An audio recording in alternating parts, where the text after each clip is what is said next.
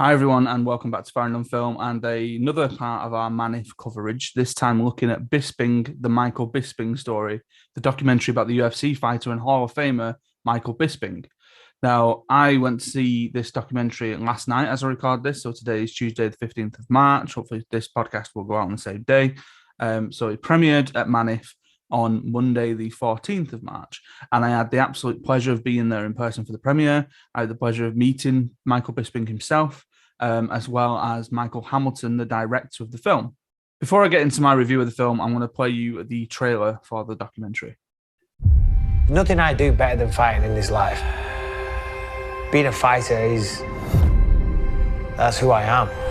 When Vitor Belfort landed that kick, Michael Bisping lost the vision in that one eye. I've never in my life heard of a fighter walk into a ring with one eye. I honestly thought it was going to be the end of his career.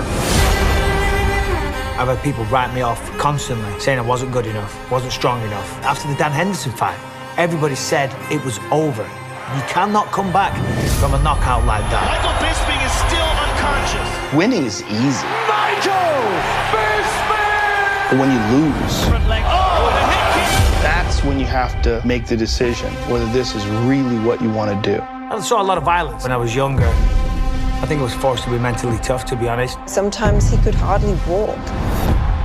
But he lives for his children. Everything he does is for them.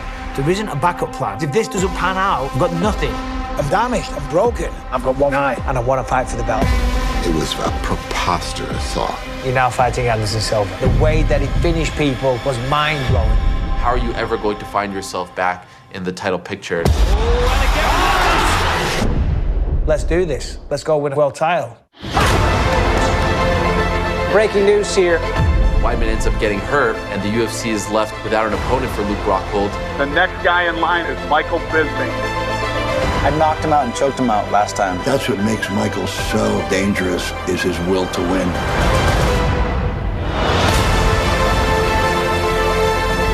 Michael always been an underdog all his life. He's the true epitome of a Rocky movie. He gets back up and I'm like, no, you don't, buddy. Oh, my goodness. The way he did it, he made me proud that day, man.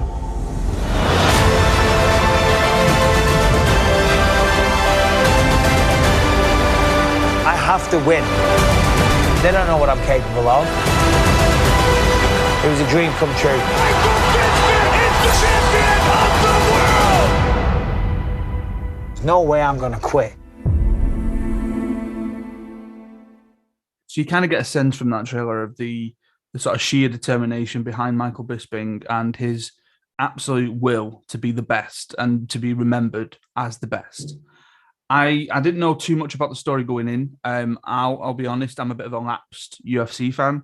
I used to watch it quite a bit back in the day. I used to play the video game, and I actually followed quite intensely the Ultimate Fighter series where Bisping was a coach, the UK versus US series. And again, I've fallen off a little bit, and I was aware that he retired. I was aware the kind of Hall of Fame induction and stuff, but I was not aware at all that he had pretty much total loss of vision in one eye, and that he went back into the octagon and fought again with loss of vision in one eye, and then where the story kind of progresses from there. Before we get too kind of bogged down in the kind of details and stuff, and I'm not going to go too much because obviously there are kind of, if you're not familiar with UFC, and if you're not familiar with MMA, or you're not familiar with Michael's story, you're not gonna know things, and there's going to be twists and turns along the way, which I'm not going to spoil here. There are obviously a number of different interviews of people that you heard then. So there's a lot of talking heads. So you've got people like Vin Diesel, Dana White, Ariel Helwani, Joe Rogan, Mickey Rourke of all people, Michael J. White, Scott Adkins. So a lot of people that have played a part in Bisping's life over the year, as well as his family. There are obviously sit-down interviews with Michael himself. There's a couple where, he's wearing different attires every time, and there are some that feel really raw and really natural. There's one in particular who's sat on quite a luxurious sofa, and it feels really raw, some of the emotions that he's giving off. The one sort of criticism I've got about that and the interviews that they were doing, and I understand why they've done this, so it is a slight nitpick, is there's one particular set of interviews where he sat in a blue shirt, And a lot of that feels scripted, and it feels a little bit unnatural. It feels almost as if he's trying to read off a piece of paper to tell us certain things, to educate us in a certain way, obviously then to structure the way that the documentary moves forward. I want to play you a little bit of a clip where you can hear a little bit of that. So this is about Michael growing up in north of England, and just the way that he's talking. I feel like you can get the sense that this is a little bit scripted, where, if I'm honest, I preferred the more raw and sort of emotional side of his speech, where he'd not really prepared anything, no one prepared anything for him, and he was just talking off the cuff. I was raised in Clitheroe, you know, England. Bangers and mash, sticky toffee pudding, England. You know, growing up as a young lad in the northwest of England, well, it had its ups and its downs. The Iron Lady of the Western world. Put it this way, there was a lot going on culturally in England in the 90s. Negotiations to end the siege. Strangeways Jail in Manchester is said to have reached a critical point. Tonight, we look at the growing concern over acid house parties, which attract thousands of young people in the region. Every weekend there'd be a news report about an illegal rave happening somewhere in the northwest of England. The police view is that these are purely criminal events. They promise that within a month, these parties will be history. And of course, the world was shocked about the tragic breaking news of Princess Diana. Now there is confirmation that Diana, Princess of Wales, has died in that car accident in Paris. You know, growing up in the UK, especially times when, like, I grew up, when Mikey grew up, you know, it wasn't easy. Working class areas, most people come from humble beginnings. The rich people is a very small percentage. A lot of towns in the north of England and throughout England, you know, great places to live, but not a lot of opportunity there. This is my mum, Kathleen. She's from Ireland, a tough lady that had a hard life. This is Jan, my dad. He ran the house. A no-nonsense father that used to be a sniper in the British Army. But this was our house. That was my bedroom up there. There was eight of us here. It's a 4-bedroom house, you know, so my mum and dad in one room, and then 2 kids each in the other 3. So that gives you an idea of the kind of life that he was growing up with, the way that the documentary pretty much starts out. And like I mentioned just before that about the idea of this scripted nature of parts of the documentary, I honestly think that Bisping is at his best when he's allowed to riff. He's very funny, he's very charismatic. And to kind of talk about the premiere a little bit, that honestly comes off with sort of just observing him on the red carpet, sort of listening to him speak. There was a Q&A after the film as well. And he's very funny, he's very charismatic, he's very down to earth. He has this kind of no-nonsense attitude about him. He says as it is, and that really shines through in the documentary in certain parts as well. Obviously, it takes you through his kind of younger life. It then goes into how he was able to sort of hone his fighting skills, or his fighting talent, I suppose you could say, into a sort of positive, and going into mixed martial arts and doing jiu-jitsu as a kid, and then going into the UFC and all that kind of stuff. He was arrested for fighting when he was a youngster, and that was the kind of catalyst for him then being able to do something and doing something with his ability to fight. There's a lot of There's a quite interesting bit where he mentions that he sees a lot of violence as a kid, or he saw a lot of violence as a kid, and the director, Michael Hamilton, tries to press him on that and say, "Oh, you're going to go into specifics," and he just says, "No, I'm not going to go into specifics here." So that kind of builds a little bit of a world there, almost, of you knowing that he's got a little bit more sort of background to him, and he's been through these different experiences. He talks a lot about his wife, Rebecca, and he mentions how she pretty much saved him. And if I'm honest, you could tell that on the red carpet as well, because there were so many times where he was stood and he was doing an interview, or he was having his picture taken, and he kept calling her over, and you could tell that they were absolutely besotted with each other. He talks again about his dysfunctional family life and how Rebecca's family life was completely different to that. And one of the more interesting parts of the documentary, to lead me nicely into the next little bit that I'm going to talk about, is some of the production choices that were made, because there are a couple of points where you get a little bit of a reconstruction with an actor There are a couple of points where obviously they've had Michael do some things as well. And then there are even some animated points, which really took me by surprise. I was not surprised to see, I was not expecting, I should say, to see any kind of animation in this documentary at all. So that now brings me to the next clip that I'm going to play you. And this is me catching up with Michael Hamilton, the director of the film, on the red carpet. Now, obviously, because this was a busy premiere, there is a little bit of background noise. I've done my best as possible to kind of amplify my voice, amplify Michael's voice, and sort of take, backgroundy bits out. So apologies if it's not the usual audio quality of the podcast that you usually expect. But here is my very brief 2-minute, I think, interview with Michael Hamilton, the director of Bisping.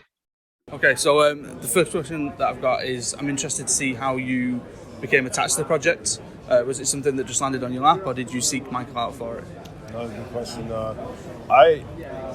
It's funny because I'd heard about Michael's, loosely his story through his old manager at the time, and that was it. It kind of went away, and then maybe 6 months later, Adam approached me and said, "I got this film that you'd be perfect for, Michael Bisping." I'm like, crazy.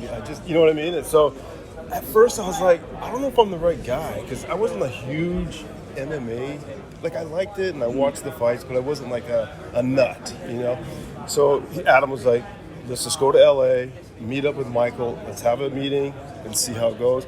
I'll tell you what, we were supposed to meet for 30 minutes. It ended up being 2.5 hours. Wow. And once Bisping left, I said to him, I'm the guy, I want to make this film. Nice. And then the rest is history. Because he's such a storyteller, right? Yeah. Crazy.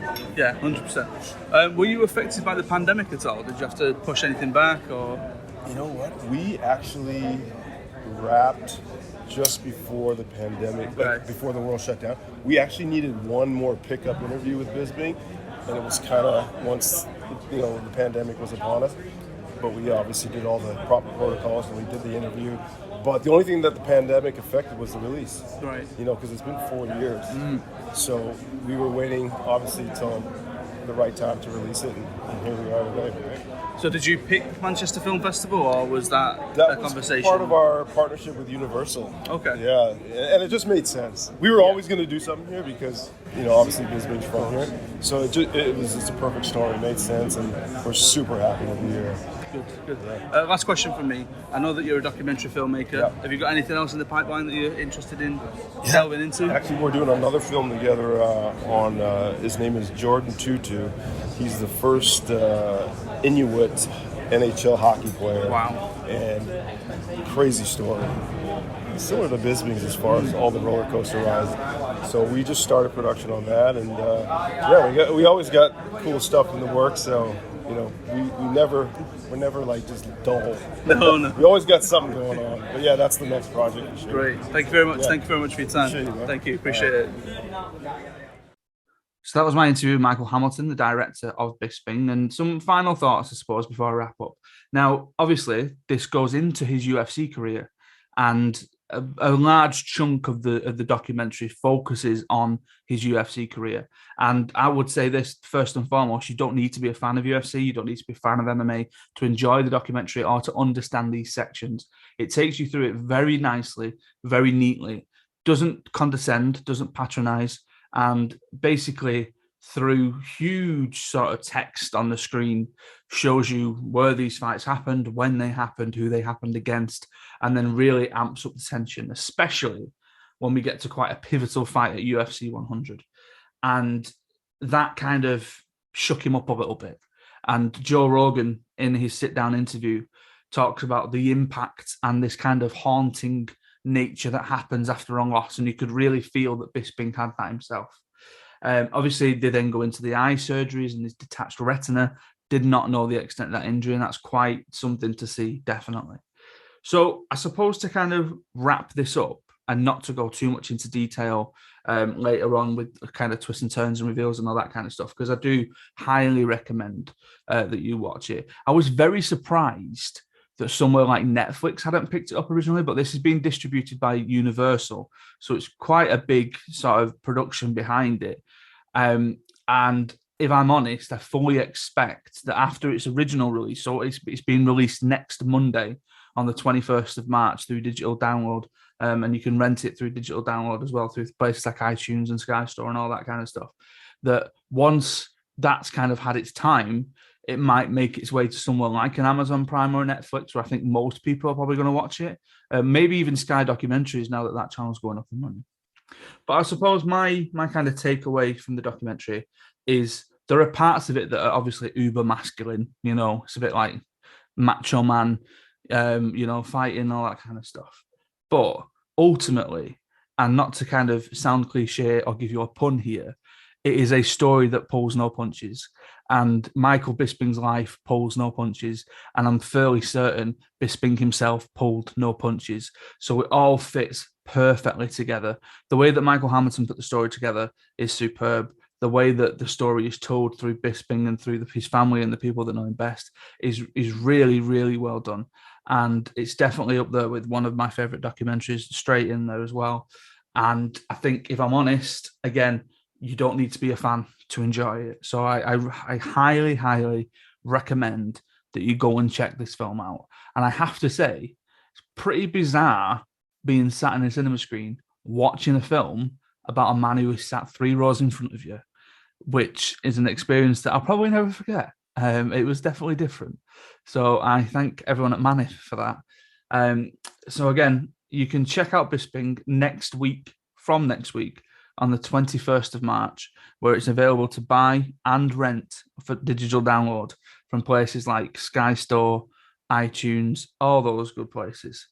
And in the meantime, between now and our next MANIFF episode, which will be a look at Mindset, the film directed by Mikey Murray, who I will be chatting to at the festival, because some of you may know that Mikey used to be one of my university lecturers when I did my undergraduate at Bangor University. So he got in touch, and we're hopefully going to meet up on the Saturday, but I'm definitely going to check his film out on Saturday as well.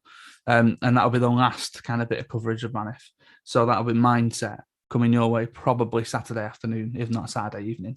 So thank you very much for listening. In the meantime, you can help support Farrand on Film by following me on Twitter at Farrand on Film, by following me as well on Twitter at Adam Farrand, going over to our sponsor off Ortiz using the code Farrand, that's FARRAND, for 15% off your order. Stay safe, look after each other, and I will see you next time.